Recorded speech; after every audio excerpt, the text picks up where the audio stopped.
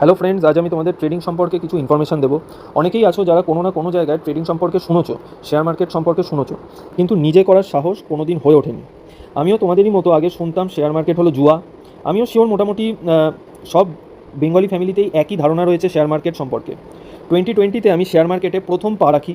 প্রথমে অনেক প্রফিট হলেও পরে প্রচুর টাকা লসও হয়ে যায়। ইউটিউব, টেলিগ্রাম এসব জায়গায় টিপসের খোঁজে একে ওকে তাকে টাকা দিতাম। পরে বুঝলাম নিজে না শিখলে কোনো দিনই প্রফিট করা সম্ভব নয়।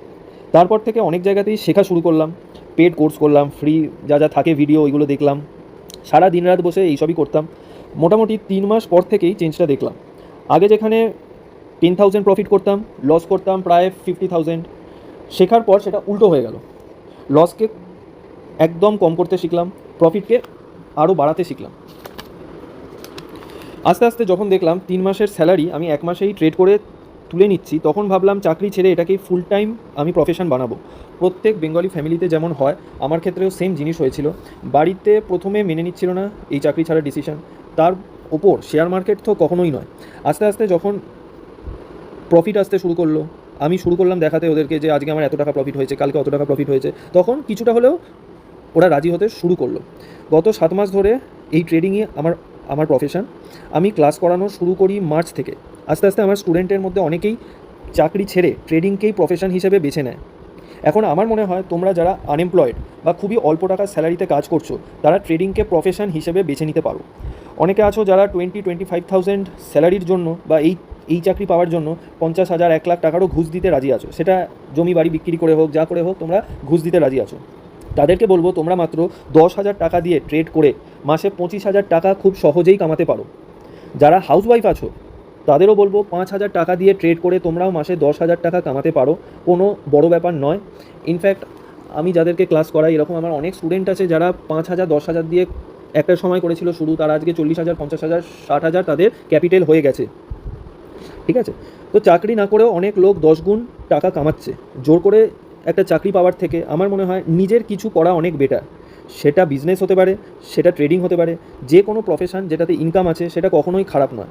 নিজের ট্যালেন্টকে কাজে লাগাতে হবে। অন্য সংস্থার জন্য আমি চাকরগিরি করব আর নিজের বিজনেস করলে সেটা খারাপ, এই মেন্টালিটি থেকে আমাদেরকে সরে আসতে হবে।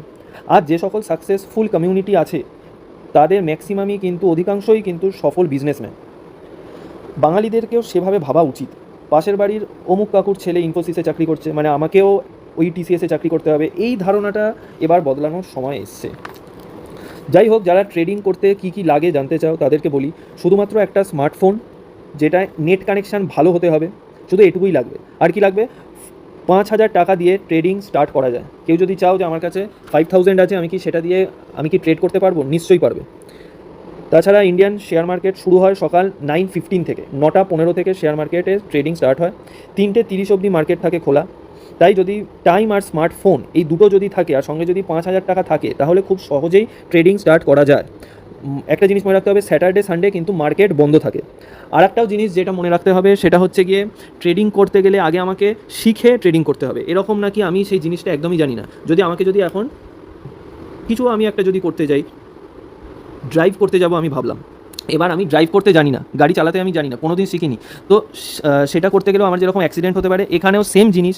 আমি যদি এখানে গ্যামলিং করব এই ভেবে, এই মেন্টালিটি নিয়ে আমি করি ট্রেডিং, তো আমার পুরো লসই হবে। ঠিক আছে, তো ওই জন্য আগে কী করতে হবে, শিখে তারপর ট্রেডিং করা যাবে। আচ্ছা, তো এটুকুই বলার ছিল। তো আসুন সবাই মিলে এই ভিডিওটাকে শেয়ার করি। এরকম লোকের সাথে অনেকেই আছো যারা মনে করো ট্রেডিং হলো ফুল একটা গ্যামলিং বা জুয়া, বা যারা অনেকেই আছো মনে করো যে শুধু চাকরি করা ছাড়া আর কোনোভাবে ইনকাম করা সম্ভব নয়। তো এরকম লোকেদের সাথে এই ভিডিওটা শেয়ার করো যাতে তারাও বোঝে। এটুকুই বলার ছিল। থ্যাংক ইউ, ভালো থাকবেন।